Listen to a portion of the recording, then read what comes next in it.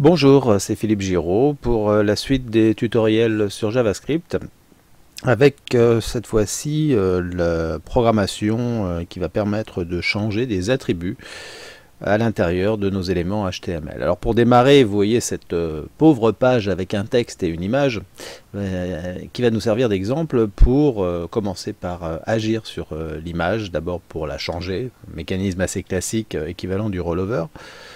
Puis après, nous verrons que nous pourrons agir sur d'autres paramètres. Alors là, bon, je vous la fais voir avec un facteur de zoom, mais enfin, elle est plus à cette dimension-là, normalement, pour qu'on voit un peu mieux dans ce tuto.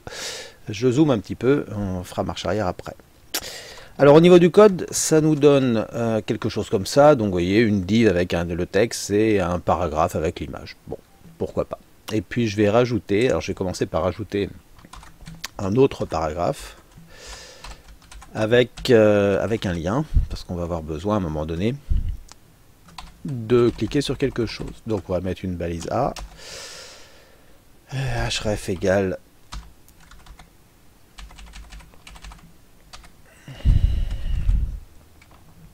dièse, et ici, voilà, un slash A, un texte pour changer l'image ici, donc un premier lien qui va nous permettre de changer l'image. Donc là j'ai donc un lien avec un texte, il apparaît en dessous. Pour l'instant, si je clique, ça recharge la page puisque j'ai mis dièse. Ce que nous devons programmer, je vous rappelle que les explications du principe des événements ont été faites dans un tuto précédent. Ce que nous devons faire ici, c'est récupérer le clic.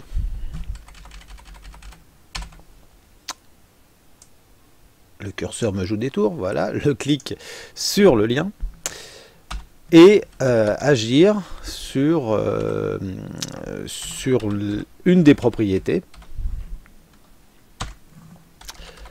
Donc getElement by ID, ça c'est ce qu'on a utilisé déjà précédemment, qui va me permettre de récupérer, grâce à l'identifiant de l'image qui s'appelle, vous le voyez ici, NY,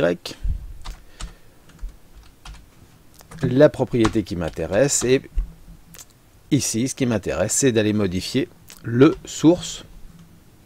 source plutôt, de la balise IMG. Et donc j'ai évidemment une autre image en stock qui s'appelle I love New York 2.jpg, qui est évidemment stocké dans mon dossier. Donc on va présenter ça un peu mieux. Donc la balise A, pardon, voilà, la balise slash A, le paragraphe, voilà. Et puis pour avoir un peu plus de place, je vais présenter ça comme ça, pour aligner, voilà.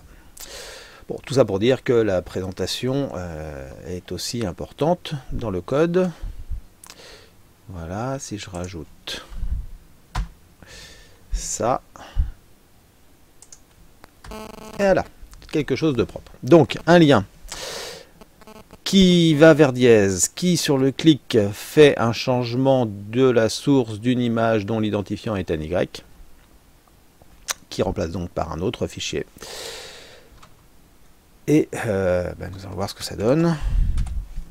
Donc mon image, quand je clique, l'image se change. Bien, alors sur le clic, c'est pas forcément l'idéal. Ici, je vais utiliser plutôt un autre événement, onMouseOver. Et ça va surtout me permettre très facilement de prévoir l'action inverse, qui est de remettre l'image d'origine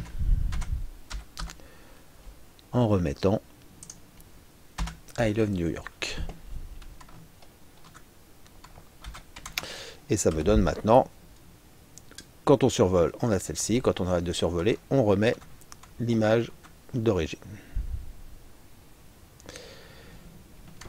Bien, ça c'est la directe application de ce qu'on a vu sur d'autres sujets, appliqué donc à l'attribut src d'une image. Une fois qu'on a compris ce principe, ce qu'il faut, c'est se rendre compte que tout devient possible. Ici, par exemple, je vais rajouter au-dessus de mon image un paragraphe.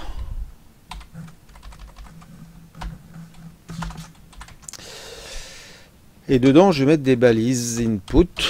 Alors input, c'est pour faire des champs de formulaire. Donc si je ne matérialise pas le formulaire, je me sers juste des champs. Type égale button, c'est le bouton qui fait rien, comme on dit souvent en JavaScript, c'est-à-dire un bouton qui n'a pas d'action par défaut, mais qui va pouvoir faire ce que l'on veut, sous réserve d'y mettre le JavaScript qui va faire le travail. La value, c'est le texte du bouton, donc ici je vais faire un zoom. Ce que je vais appeler un zoom plus, ça veut dire qu'on va agrandir l'image. Donc un premier bouton. Pour l'instant, le bouton s'affiche. Mais évidemment, pour l'instant, si je clique, c'est bien un bouton qui fait rien. Donc, c'est pas passionnant. On va donc surtout lui faire quelque chose.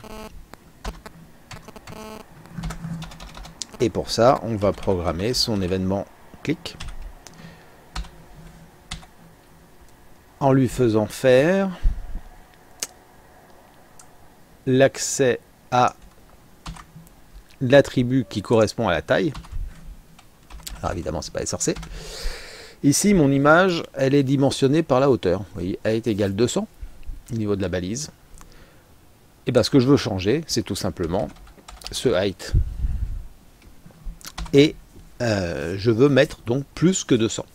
Alors je pourrais mettre 220 comme ça.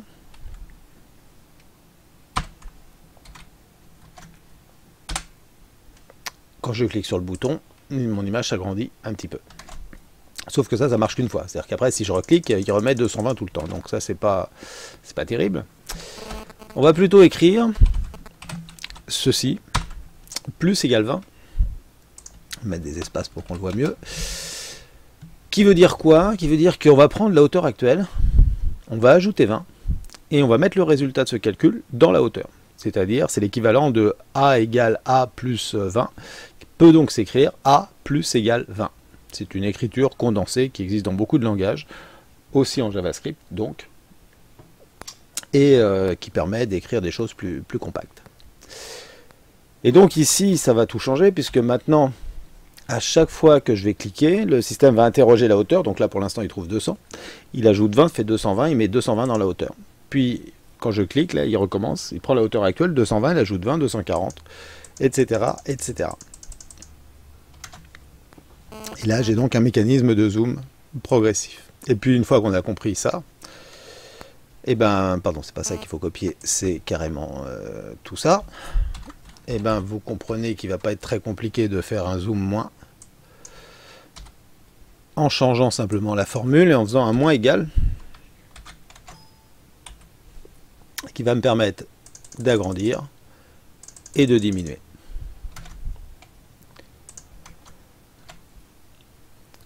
Et puis après, si je veux m'amuser à fabriquer d'autres actions, par exemple un zoom 2x, 2 fois, on va faire un multiplier égale 2. Et puis, si on veut faire un zoom 0,5x,